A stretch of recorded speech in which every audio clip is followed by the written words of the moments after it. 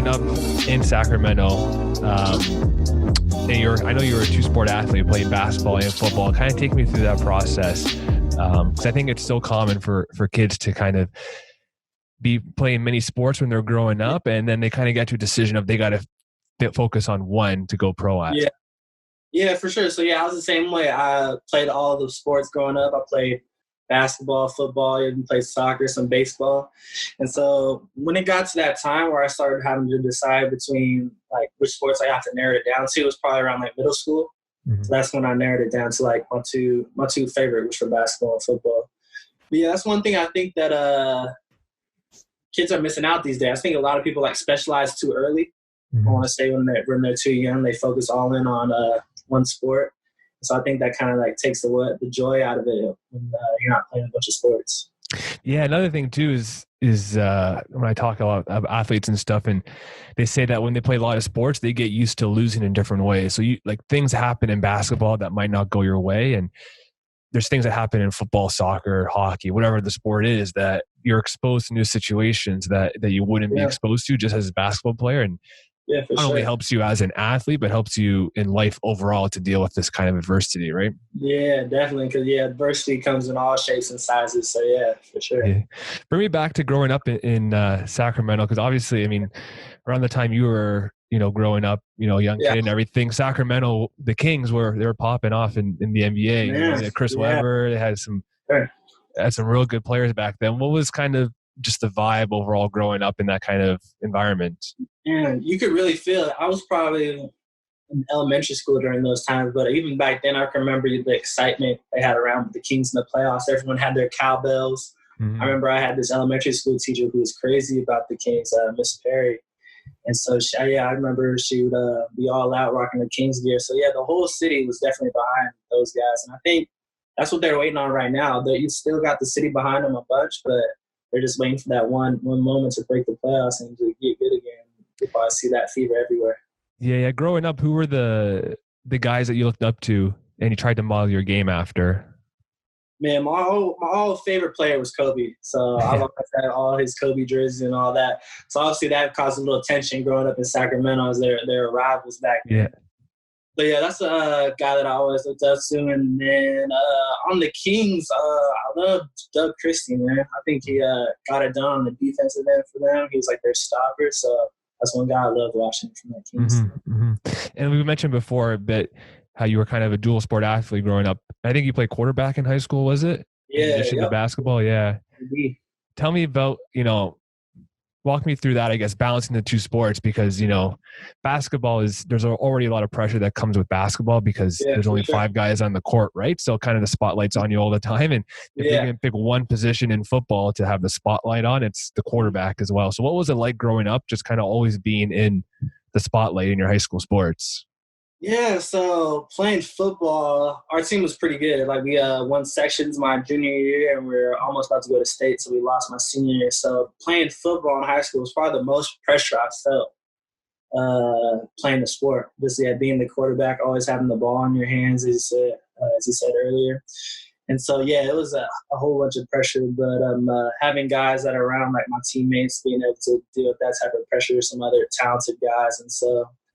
Yeah, it was something that I wouldn't replace for anything. I loved playing football. And so, just being out there, having the ball in your hands, every play basically was something I really treasure.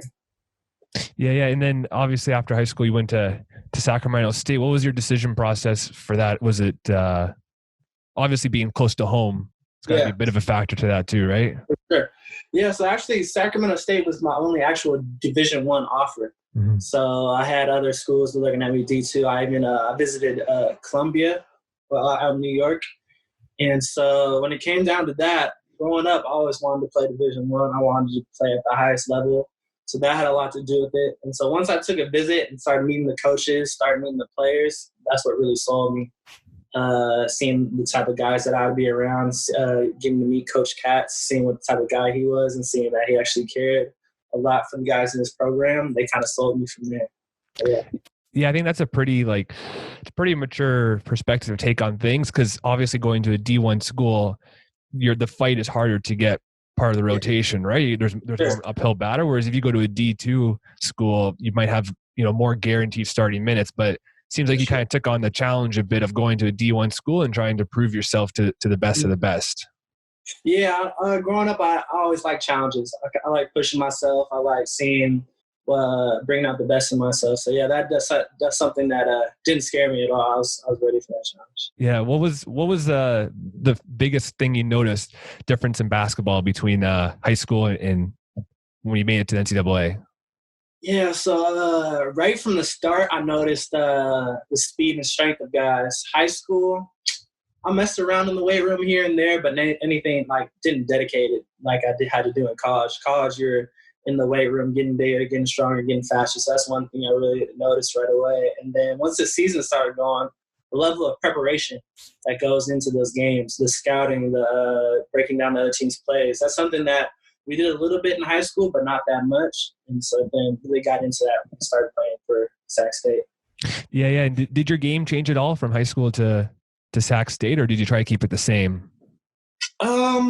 I try to keep it the same. It was definitely a different role. My senior year high school, I was bringing the ball up a lot more, probably playing more point guard. And so when I got to Sac State, I had to take more of like an off-ball player role, more wing.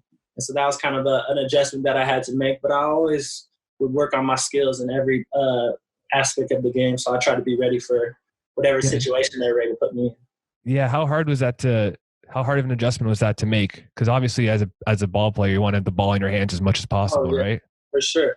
Yeah. I know for some guys, they struggle with it. I was always the type of guy that was try to be team first, try to look at the success of my team. So any role that they wanted to put me in that would make a difference on the game, I was willing to do, for sure. Yeah. And then it's pretty interesting reading up on your story and everything. You kind of, I mean, I don't want to say you stepped away from the game for a bit, but I know you spent a bit. Almost like that, pretty much. Pretty much, yeah, playing some football there at Sac State too. Walk me through that whole decision-making process and how you reached that conclusion.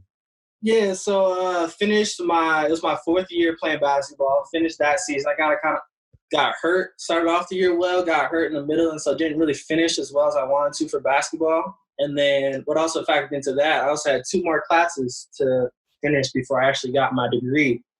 And so that spring semester, I was trying to figure out what was the next step.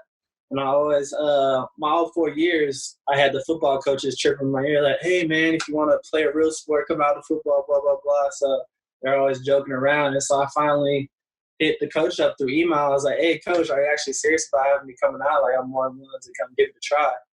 So I came out there, met with the coach. Everything went well. Ended up playing spring ball with them. So and then they asked me to come back for the 5th year. So for the NCAA, you can play 4 years of one sport and then play a 5th sport for 1 extra year. So you could have 1 year of eligibility in a different sport. So I ended up playing football. Went through that season. I actually got hurt for football too, but enjoyed it. Learned a lot about football, something that I always wanted to do, knowing that I played football in high school. And so after that was over, that season ended, and then I was like, man, I got to get back to my love. I think that's when I really appreciated how much I love basketball. Being away from it from that long, actually missing basketball. So I think you don't know what you got till it's gone, right? Exactly. Yeah, it sucks, but yeah, that's the way usually things are. So yeah, I realized how much I missed it. And I know, reading up a bit, I know you kind of rejected some pro offers. Maybe it was overseas or Europe or Asia or something. Talk to me about how hard of a decision that was to turn down, advancing your basketball career because, obviously, looking back at it now, basketball is your number one sport, right? But do you have any regrets of the whole thing? Would you do anything different looking back on it? Man, I try to not have regrets about anything. So looking back on it, I don't think I'd be where I'm at today without having doing that year of football. And so, I don't know where my journey would have taken me. It was kind of a risk for sure. As coming out, kind of had more backing to my name coming out of basketball in that senior year. But I think it all is meant to be. I think things happen. Yeah, I always like to, go off the saying of, everything happens for a reason. And every little thing that's gone on in your journey to where you are right now has shaped you to be who you are as a person, as an athlete. So something, whatever it is in that 1 year of playing football has shaped you as a person or as an athlete to to bring you to where you are right now. Man, I totally agree, for sure. For sure. Tell me a bit about how much it means to you to play for the Stockton Kings, growing up from Sac and watching the Sacramento Kings and now being kind of part of your hometown G League team. Yeah, so the biggest thing to me is having my family at the games. My mom and dad are able to pretty much go to every single home game. So having those guys around me, having a stable situation around me where I could always go home if I ever need like a nice home-cooked meal for my parents. So I think that's huge. But, yeah, also being in the community as well, having a lot of my friends reach out to me and telling me congratulations and stuff like that, where they might not hear about it otherwise if I was someplace else. So being able to invite some of my old buddies to the games and kind of show them love for supporting me is definitely awesome. Yeah, yeah. Do you feel any extra pressure when you got family in the stands and stuff? Because some athletes, they like look forward to that opportunity to play in front of their fans and family, and other athletes, they kind of crumble under the pressure, right? Yeah. So that's definitely, I've always wanted to make my family proud. So doing well for them means a whole bunch to me. But they're actually at so many games that I'm used to it now. So it feels weird when they're not there. And so I like being able to hear my dad. He's super loud, so I'm always able to hear him in the stands. And so I've been blessed with the opportunity to have them at a lot of my games. So I'm almost used to it. Yeah, yeah. I know this year for you guys, I mean, the season's kind of cut short a bit, but beginning of the season, I know following a bit, you guys had a lot of turnover from the year prior. I think it was like 14 or 15 guys from like last year or aren't there anymore. You guys had a lot of roster turnover. Definitely. Talk me through a bit about, being one of the few guys that stayed on the roster and you have so much guys changing around you. Yeah. Tell me a bit about, I guess, what's kind of going on in your head and how you're trying to kind of keep the team together when there's so many new pieces. Yeah, so that's something that's really interesting about the G League. You get a lot of that guys, whether they're played in the G League and go overseas or get called up or have different situations. So having a lot of roster changes is something that's pretty normal in the G League. So that's something I really had to get used to going from my first to second year, and then obviously from my second to third year is even more. So I also kind of looked at it as kind of like kind of a blessing for them, like wanting to be having me back in the very first place.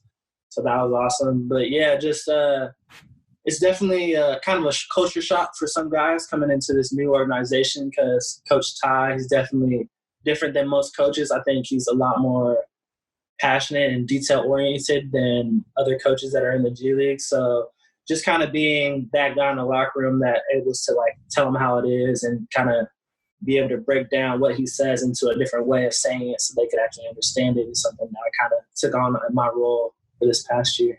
Yeah, yeah. Amongst all the changes and stuff, I know you got reunited with your buddy Marcus Graves. You guys went to Sac State together and everything. Yeah. How much does it mean to have a buddy like that on your team with you? Man, I love it. Being able to reminisce about our Sac State days back then where we had a small little gym that we played at. I think it's awesome because a lot of the guys on the G League team, they come from big schools, and not a lot of them know about the struggle of the small Division I at Sac State. So having Marcus there is awesome, having a familiar face. So, yeah, I loved it this past season. Yeah, what are some of those struggles that you like notice the most when talking to other guys from bigger schools? What things like pop out that? Man, one thing that I actually get really jealous about is all of them talk about playing in the tournament, and I never got that opportunity to play in March Madness. So they all talk about the private planes and the crowd and that stuff. So I get kind of jealous when they talk about that. But yeah, just being able to talk to those different guys and just it's actually a whole different level of basketball. I think the players are very similar skill-wise, but there's obviously those top draft pick guys that you see. But then seeing like their facilities and talk about their facilities, they're like a whole different level than what I'm used to at Sac State. So it's just interesting seeing like a different perspective for sure. Yeah.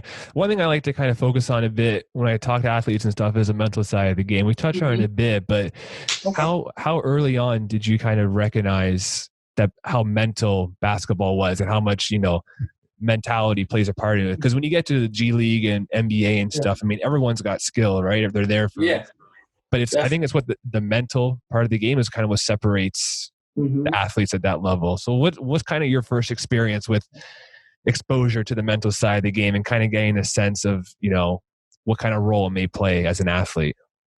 Yeah, so I kind of got first introduced to that kind of mental side.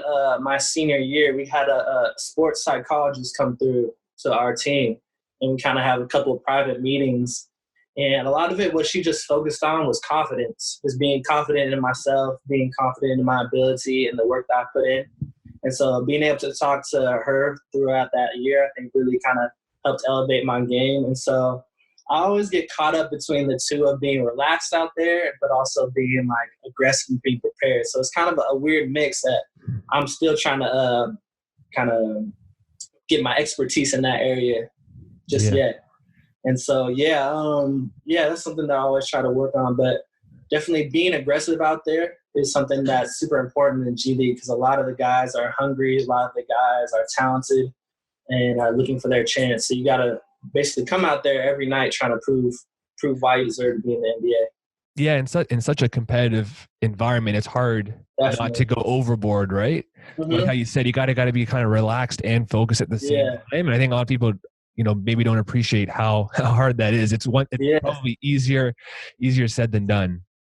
Yeah, because definitely in the end of it all, it's a game still. It's still basketball. It's still a game that children can play. But then again, it is our job.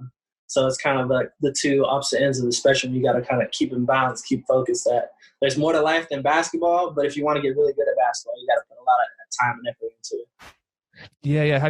Do you have an idea of what you want to do when basketball is kind of finished and you're going on to your second life, so to say? Because it's one thing, I think a lot of athletes, they struggle with is telling themselves that, basketball is time to retire or whatever sport it is, of course, and looking ahead to the next career. Have you given any thought to that yet? I know you're kind of still young already and everything. Yeah, no, that's definitely something that's always in the back of my mind for sure. And that's something that I think the NBA and the G League are really trying to improve on.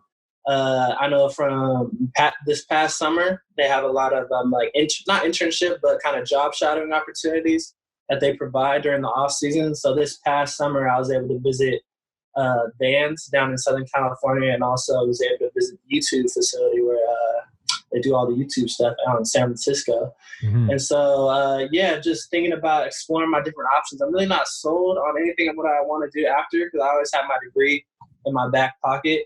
I'm still trying to explore my different avenues, see what I'm actually really enjoy. And so that's one of the things I think the NBA and G League do a great job of giving us opportunities outside. Yeah. What'd you get your degree in? Mechanical engineering. Wow. Yeah. That's a complicated subject, man. Yeah. I've always been a math guy. So math part came easy. All the English stuff, writing essays, that was never my thing. No, same here. I'm more of a math guy too. It's got to have been, that's not a walk in the park degree by any means. Yeah. How hard was it to balance finishing that degree and still, playing D1 basketball? Yeah, in the moment, I was so caught up in just grinding that when I took a step back and now where I'm at today and looking back on it, it was really difficult. It was a lot of late nights at the lab and stuff, but I had a lot of help from my coaches. They were able to help sometimes they'd have to schedule practice around my lab times later in the day. So they're really understanding with that. And also the engineering facility at Sac State, a lot of students that I was come in contact with were super cool and were very helpful. So working in groups a lot, super helped a lot. So yeah. Yeah. I always, try to encourage athletes to spend as much time in school as possible because it's not so much, whether you get a job from your degree or not is one thing, but I think it's the whole learning process you get of going through a degree, like the problem solving, the critical thinking, learning to work as a team. Those are all things that, again, problem solving, you go through 1,000 problems a basketball game. You got to critically think about different plays and stuff. You got to work as a team. There's a lot of carryover, I got to imagine, between getting a degree and being a basketball athlete. Yeah, and I think dealing with different types of people too, because a lot of guys, you're used to dealing with basketball players, but then there's different personality types and different type of people in your groups within those classes on campus, and I think it's really fun exploring that too.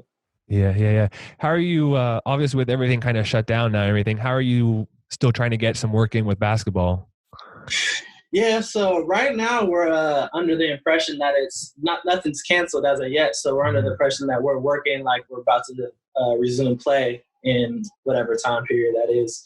So I've been still in contact with our strength and conditioning guy, Ernie de Los Angeles. And so he's been sending me these at-home workouts. So I've been trying to get a lot more running in than usual because usually you get your cardio while playing basketball, but now I'm out there jogging around the park.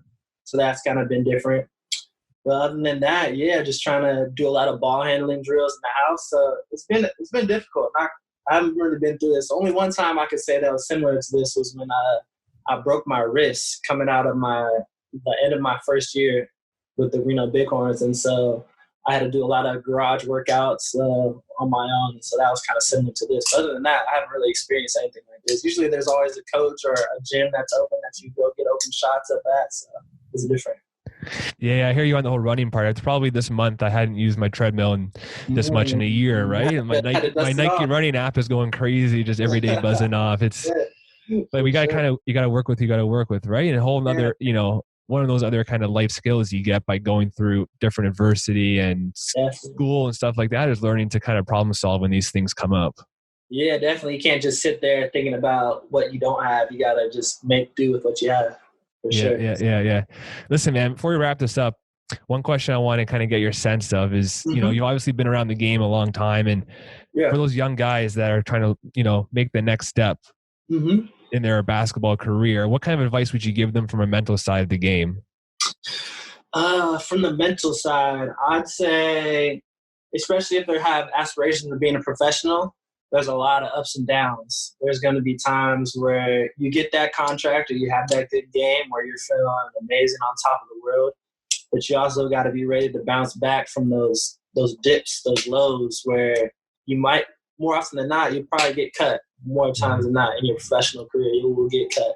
So you got to be able to deal with those type of adversities. And so I think having a strong center, being confident in yourself and confident in the work that you put in, and also having a good supporting staff around you, whether that's family, whether that's friends, having people that are there to support you during those tough times will help you reach success in the end. I definitely agree with that. Yeah. The whole staying center thing is something I'm so interested in. For that, do you think it's something that kind of just comes with experience, or do you think there's something that athletes can actually do to work on that?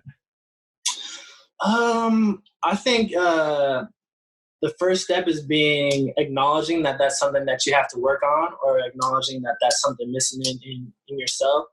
And so once you hit that point, I think there's others that you could go to. There's a lot of YouTube videos on talking about confidence, talking about being centered with yourself. So you could always do that. But then also, it does come with a little experience. You have to go through the tough times to realize that you're still here. You're still thriving and being confident in that. Yeah. Kind of leads me to one thing I was thinking about, because I, being a tennis athlete, there's this book I read called The Inner Game of Tennis, and they talk about the whole thing about being judgmental about yourself, and you got to stay centered, right? Yeah. So the one exercise they gave us, and I actually used it and it actually worked quite well, was when you imagine like a tennis match, there's two players and a referee or umpire, and player A hits a really good shot against player B. So player A thinks that that's a good shot, and player B thinks that's a bad shot. But the umpire just looks at it as a shot, another good or bad, just a point, right? So they try to, like, the book talks about having the perspective as an umpire or a referee when you're playing. So don't look at shots as good or bad, or don't look at plays as good as bad. Just look at them for what they are and acknowledge them, but move on. Don't try not to attach any value to it, because I think when you start attaching a lot of value to your play, that's when you get those kind of really big ups and downs like you were talking about. I actually like that a lot. That makes a lot of sense. Yeah. Like you said, like looking from an unbiased point of view. Yeah, I feel that for sure. Because that's something that I try to think about when I'm shooting, even though, like, try to not think about whether it goes in or not, just whether I did my mechanics right and whether it was a good shot. Yeah. So try to not base any value, like you said, whether it's went in or missed. Try to take it unbiased. Yeah, I like that a lot. Yeah. So that's the other thing too that I want a lot of young athletes to kind of recognize too. It seems like you're more process than outcome focused. You're not necessarily concerned about the outcome of the basket. You're more concerned about the process, because you can do everything right, and there's one or two times it might not go in, right? And there's probably some times where you jack up a shot and you have no expectation of it going in and it goes in, right? Those are kind of the outliers of the scenarios. But more often than not, if your process is down pat, the outcome is right there. Yeah, there's some things, that you can't really have control over. And so if you're too bent off those, you're not going to be stable at all. Yeah, man. And the amount of times I play 2K and I have excellent shooting release and it doesn't go in Yeah, and they get stuff, ripped man. out. Man, that's the worst. I swear that happens. Like Trey Young shooting a three and he missed it. Man, this dude makes like 90% of those open threes. Yeah. That's a perfect example of process versus outcome focus right Definitely there, man. got to. Anyways, man, again, appreciate you kind of taking some time today. Let's wrap this up now. Hopefully you guys get your season going on soon, but until then, Yeah, hope you and your family are, kind of staying safe and healthy and all that kind of stuff. And hopefully the stuff blows over sooner rather than later. definitely. Yeah, thank you for having me on, and definitely keep in touch, man. Enjoyed our talk for sure.